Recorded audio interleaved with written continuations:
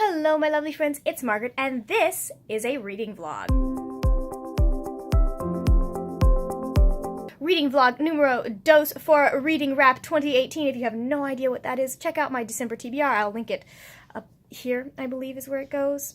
I'm not entirely sure, maybe it's up here. Currently, we are 4 books in for the month, which is fantastic. That's great. That's almost more books than I read last month. I am currently in the middle of Queen of Air and Darkness, which I am loving, and it is causing me much, it's making my nerves very unhappy. I'm very, very anxious for certain characters, and Cassandra Clare has given us a possible out for things that certain characters said at the beginning of Lord of Shadows, but I don't trust her all that much.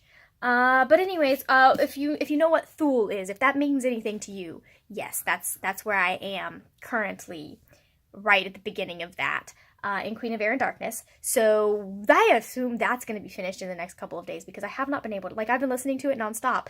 I wasn't planning on, I was going to try and read the entire series this month, but I was planning on taking the entire month, but, that didn't happen because I have no self-control. Anyways, so I'm listening to that, and then I am reading A Time to Die by Nadine Brandes. This is one that I started in March, and I am a little bit confused because I'm just picking it up and going straight on from there. But I don't want to reread the very beginning of it because I'm lazy, number one. Number two, I remember the big, important things that happened in this book. She lost her hand, and there was some stuff with someone and someone else, and some other stuff that happened, and then they were in a ditch. I did not read any of Time to Die last night because I'm Shadowhunters trash again, apparently. I thought I'd outgrown this phase. I really did. I was like, I mean, I like the original books, but I'm like, it's okay. It's fine. I've outgrown that fangirly phase of... Yeah, y'all know I'm lying, because you probably have seen my many Batcat meltdowns and other meltdowns. Anyways, so I just laid in bed instead of reading and listened to Queen of Air and Darkness last night, and I've been listening to it all day, and it is wonderful and fantastic, and I'm slightly less worried about the thing that I was worried about in the last vlog. But I haven't ruled it out entirely because Cassandra Clare is a writer and we writers are evil. So she might still... There might still be reason to worry, okay guys? But I am loving Queen of Air and Darkness. I really, it's interesting because on the one hand, I'm like, do we really need this? But then on the other hand, the things that she's weaving in are coming together so well. Now, I love her books, I love her characters, I love her writing, but she does have a little bit of an overwriting problem. And it's a small one that you really aren't going to notice unless you are really, really well-versed in, not overwriting. And that's something that you try and weed out of your own writing, which is why I notice it. Because she does this thing where she will tell you something's happening and then she will show you that happening. And it's not a lot and it's not often, but that was the first thing I noticed. I noticed it in City of Heavenly Fire. I think that's the last book. So I noticed it in that one. And one way or the other isn't bad, but both of them at the same time, it's kind of obvious and it's kind of something that needs to be worked on. But at the same time, I'm not going to be tweeting her about it because I love her books and I love her characters in this world. And I hope everything works out very well for everyone except for the Dearborns and Manuel. Manuel is something more. I really want to kind of go back and reread his introduction in, was it Lord of Shadows? I think it was Lord of Shadows, because I feel like there's something else going on with him. Hello, nerds. All right, so I want to know why this person had to park directly next to me, because they're leaving now. But there are three parking spaces on the other side of them that they could have used. Anyway, I am still working on A Time to Die. I've actually gotten some stuff, some of it read. I actually got some of it read last night. And it's one of those things it's interesting, but it is also bordering on, I am not a fan of overtly strong Christian fiction, because I don't think that Christian fiction that seems to be meant to evangelize. And some of it is the character figuring out her faith, and I understand that, and I appreciate that, because I'm in a position where I am still, like, after having thought I had it figured out, I am, again, going back and examining my faith. That's a whole other tangent, but we have book club tonight. This is not the book for book club, but this was a book for book club a couple of a couple of months ago, because I suggested it, because I've met Nadine, and she is lovely. But I did stop because it's our Christmas party, so I stopped to get a gift card at Chick-fil-A. And let me tell you, Chick-fil-A has upped their gift card game. Look at this gorgeousness, okay? Like, and then you take it out, and it doesn't look like, okay, I worked at Chick-fil-A for 7 years. I know all of, like, the ins and outs and, like, yeah, I could probably still run the register better than half the people who serve me. They have stepped their game up. It's not stupid cows and Santa hats. Look at this. Like, it just looks so very festive and holiday-like, and then when you look at it, that's a tray of minis. You got a Chick-fil-A sandwich and waffle fries. I'm impressed. I am impressed. As I'm reading, I'm starting to pick up more and more of what was happening before I put it down.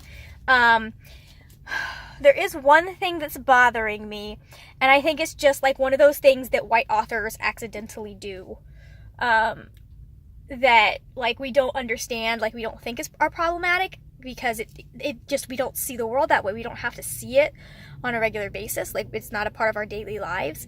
But knowing the number of people, like, the number of people that I follow and listen to and talk to about microaggressions, I'm like, this is slightly not okay. And I understand that this author is probably trying to do a good thing and, like, diversify her cast, which is great, but you need to diversify your main cast and not your side cast. That's the important part. That's where Once Upon a Time went wrong, because when Once Upon a Time did their casting at the original, they only cast one actor of color, and that was Lana Parrilla, and she plays the evil queen, which has a really good redemption arc and a fantastic characterization and story, and Lana really loved her. But the other 5 main cast members end up being white. So their only option to add diversity was to add side characters. It wasn't their only option.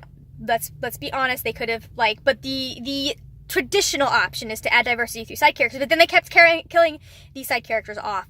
And that is a problem. That is a problem. Right, so I just finished Queen of Air and Darkness, and that last chapter, just epilogue, woo, that was an ending. It's very interesting because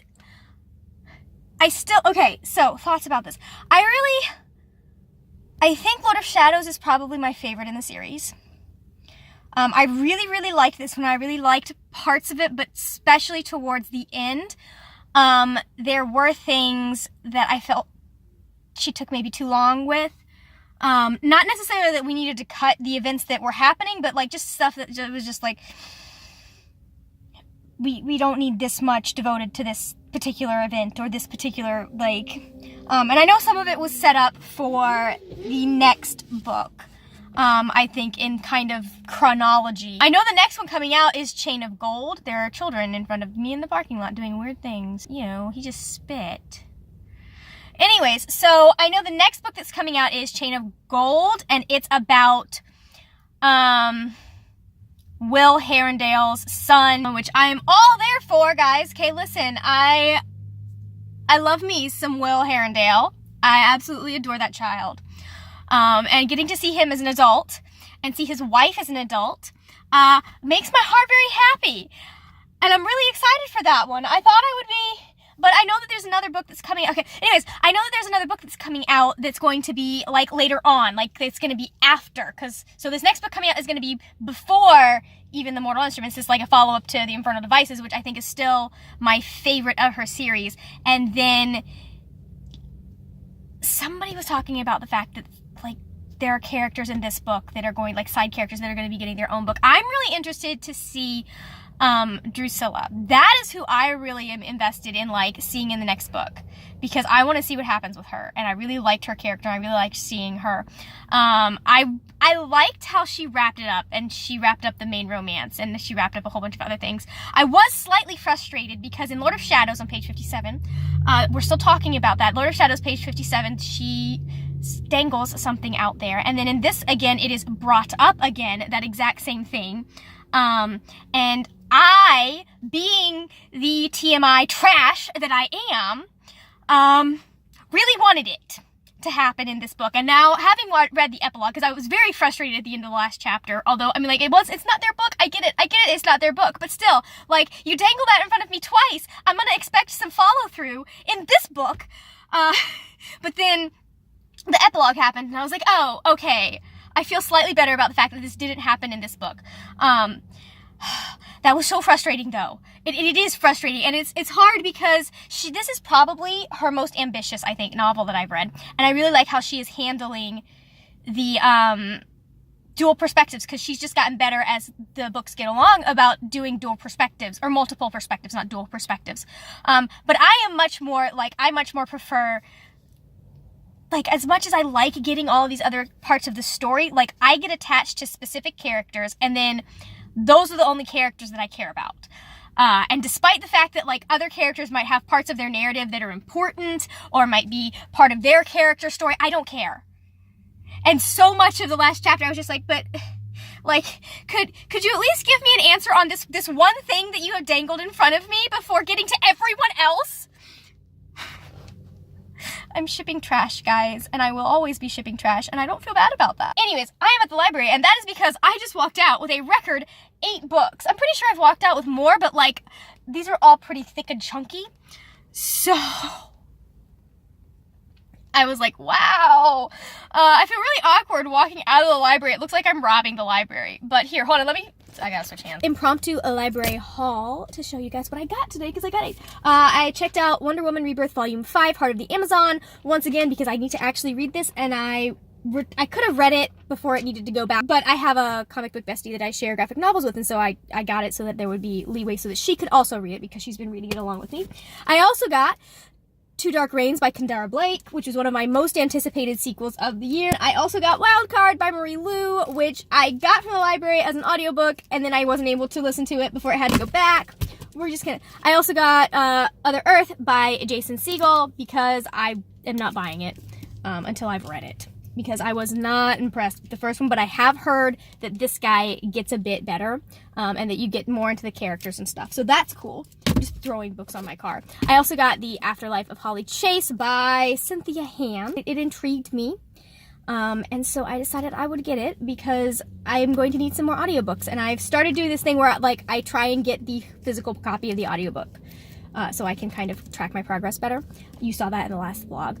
It just makes it easier for me to kind of figure out where I am, especially since Scribd has a crap, like, progress thing. Like, it's just, you guys want to improve that, that'd be great. I do miss that. I also, hold on, we're down to the last 3. I got In the Afterlight by Alexander Bracken, because I love this series and I want to finish it maybe this year, I don't know, maybe next year. Because I do still have some books that I need to start reading, do all that. Like, I'm starting Gemina here very shortly. I also got Queen of Air and Darkness. Margaret, you just finished that book. Why would you get it again? Holy crap, this, there's artwork in it. Why do you have to, oh, look at this. Look at my son. This is Jace. I'm fine. Why do they have to do this? I really don't want to get the hardcovers. I really don't, but this is making a very, very strong case for it. This is just going to make my wrap up easier, because then I don't have to, like, Photoshop in, add in, like, a clip of that. What else? Oh, yeah, and the last one, all the way down here, is Skyward by Brandon Sanderson, because I love Brandon Sanderson, and I really, so far my favorite series of it has been his YA series, which was Steelheart, Firefight, and it's the Reckoner series. Calamity is the last book. So far that's been my favorite of his series, so I thought I'd give his new YA a try. I'm not saying I haven't liked the rest of his series, I just, yeah. Anyways, I'm gonna go home now, because this is taking forever, and, oh, I need to stop at Target too. Okay, so it's later in the day, obviously. And, so I was looking at my hardcover copy that I got from not Barnes & Noble, I didn't get this from the library. It's a library book. And I looked, and I was looking in the back, and I'm like, what's this? And do you know what it is? Do you know what it is? It's a short story that has the very thing that I kept waiting for in this book. After the original novel. So, here is my I'm very glad it's there. Very glad. But here's my thing. Why couldn't this have been in the main novel? I mean, it's not like we don't publish 900-page books, Cassandra. Why wasn't this in the main novel? Why? Why? I want answers. I want answers why it was not in the main novel. Anyways, I'm much happier now that we know that that's happened. It took me forever to read this particular story because you got to a certain point and I had to pause every few sentences to calm myself down. Because I was getting really just, I'm shipping trash, and I was getting real excited. And then we got to the moment, and I was like, I knew it was on the next page. I knew what it had to be and what it had to do with it, all of that. But I could not. Do you want to focus? I physically could not turn the page until I had properly prepared myself for this moment. And now that I have read it through and I know what happens, I'm going to go read it again. Hello, nerds. So, it is late. I am reading before bed, but I wanted to show you this because I've started Gemina. And do you see this? Can you see it? Can you see it? Hold on. Ugh. Do you see that spaceship? Do you know what that spaceship is? That's the USS Enterprise. I would recognize that ship anywhere. I grew up on that ship. Not literally, like watching that shit, watching the show. Finally, the weekend! Please ignore my pile of clothes I'm giving away because I am no longer interested in them.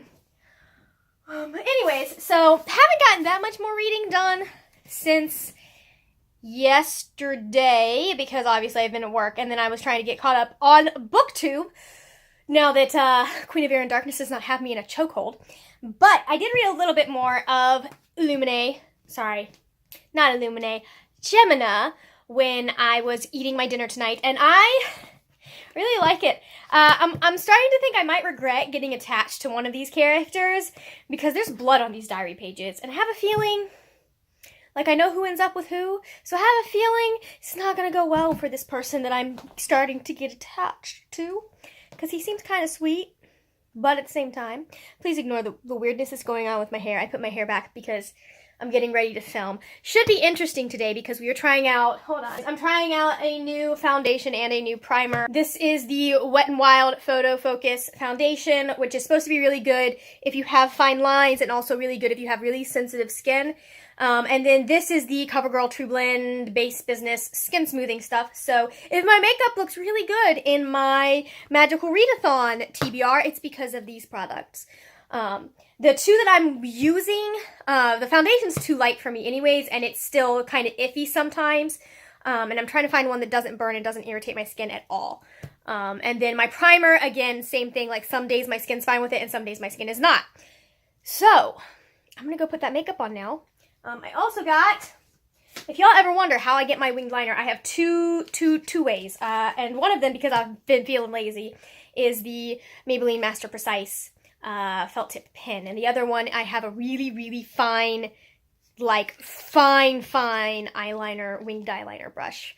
And the Maybelline gel liner that I use. So if you're ever going, how did Margaret get that wing?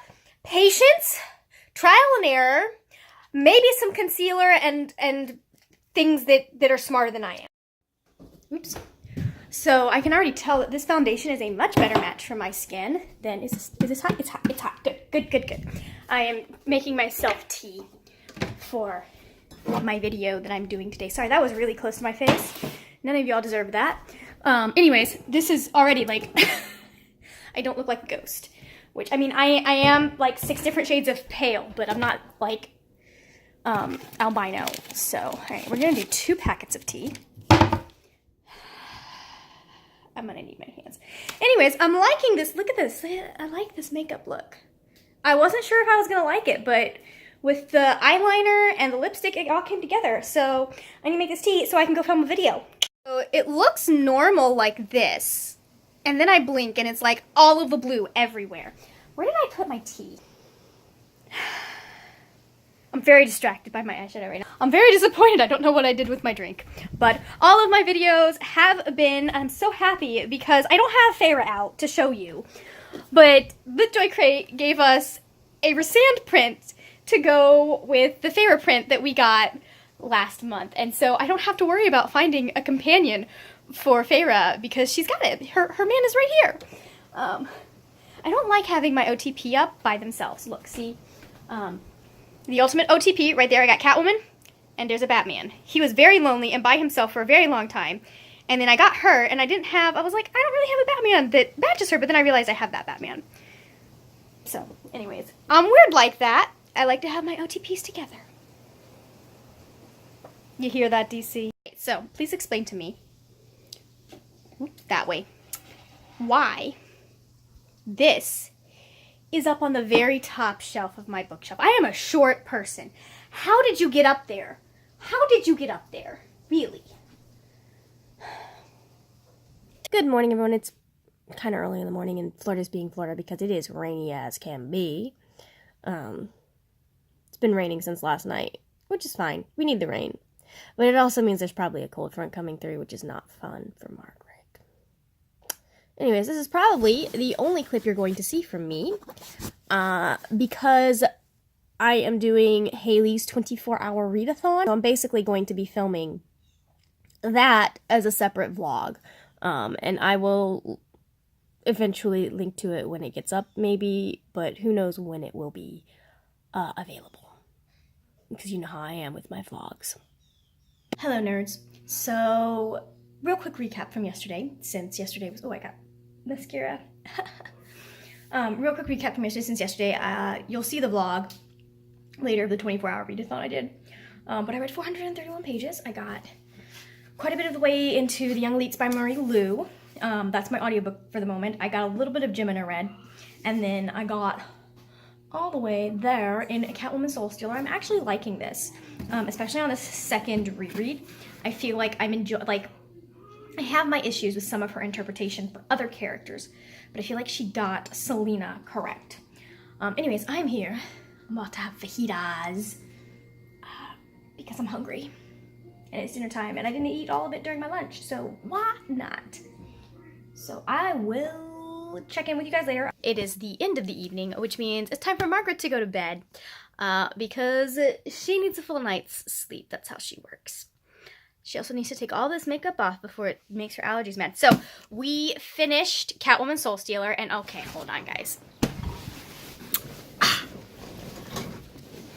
I'm gonna need to rant here in a minute, but I have to say I did like this much better than Batman Nightwalker. Now, I liked Batman Nightwalker, but I think that this had a better grasp of Gotham and a better grasp of the main character. Like, the person that I saw at the end of the novel is someone that I recognized and someone that I felt could be where they are. Like, it tracked with her storyline in the comics, with the exception of the whole Luke Fox thing, which I am of two minds on, because I loved Luke Fox as a character. I thought he was a fantastic addition to the story. I thought he was great.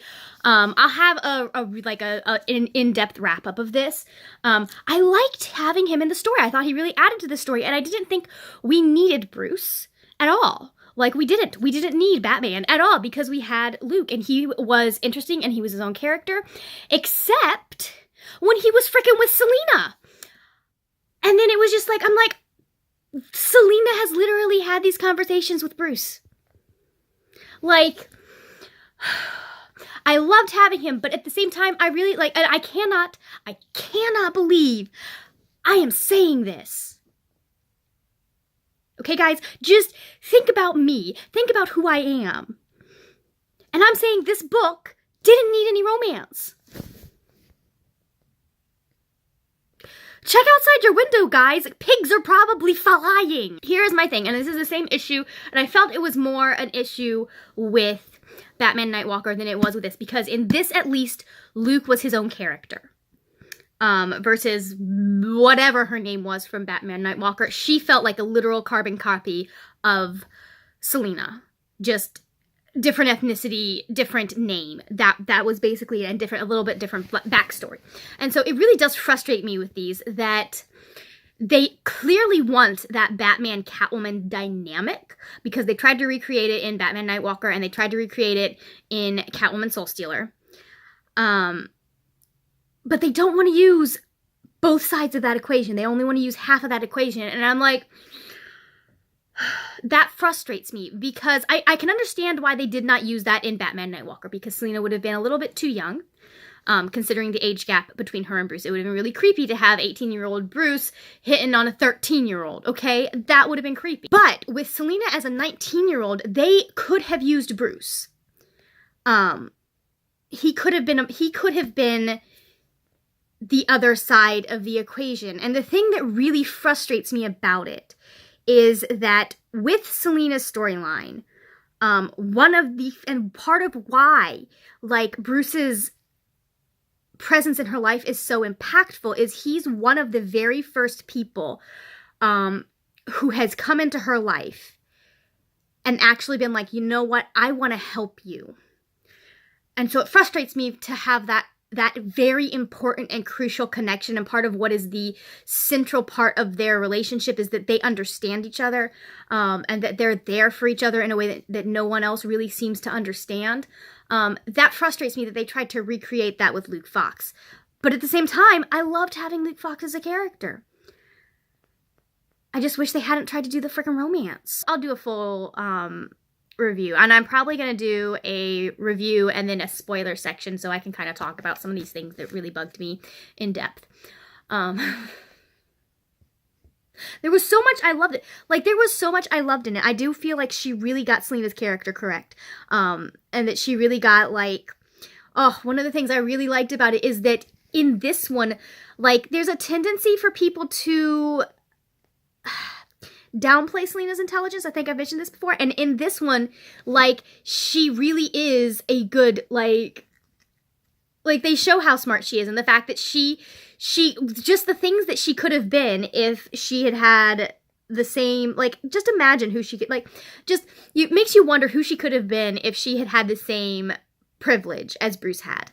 And been born in the same situation, because she really is very smart. Maybe not the genius, obsessive level that Bruce is, but she was smart, and she was smart enough, like, that's there. And so, like, I like that, because sometimes that gets lost, especially in the fandom. I think the comic book writers kind of bring that out more often, but a lot of the time she's just, people think of her as just a clever thief. They don't really think about the fact that she's taught herself so much on her own. I'm just singing Selina's praises at this point. Wrap up. So, the first book I finished was Queen of Air and Darkness by Cassandra Clare. Gave that 4 stars, I think. You obviously saw me talk about that. I really did enjoy it. I was happy. I thought it was a good conclusion to the series. It didn't leave me with that, this book is perfect feeling that her previous series conclusions have. And part of that is because it is setting up for the Wicked Powers. And part of that was because I just disagree slightly with the arrangement of certain parts of things in that book. Still a little bit pissed. And then I also finished, obviously, this one, Catwoman Soul Stealer by Sarah J. Maas, and I gave it 4 stars. So now I am going to go wash my face and go to bed, and I'll read for a little bit. I'm going to go back to Gemina. I'll go back to Gemina, and I'll go back to, because the Magical Readathon starts tomorrow, so I'll be reading At Time to Die as well. So, yeah, that's it, guys. Let me know what you guys read this week. How is your December going, by the way? Are you ready for Christmas? I'm not! I still haven't figured out when I'm getting my parents. Thank you so much for watching. If you enjoyed this video, please give it a thumbs up, and also hit that subscribe button. I would love to see your lovely face here on a regular basis. I make videos 2 to 3 times a week on books and writing. If you want to find me on social media, I am on Instagram and Twitter. All of that will be down below in the description box. That is it for now, my friends. I will see you later when we will talk about more wordy, nerdy things. Bye!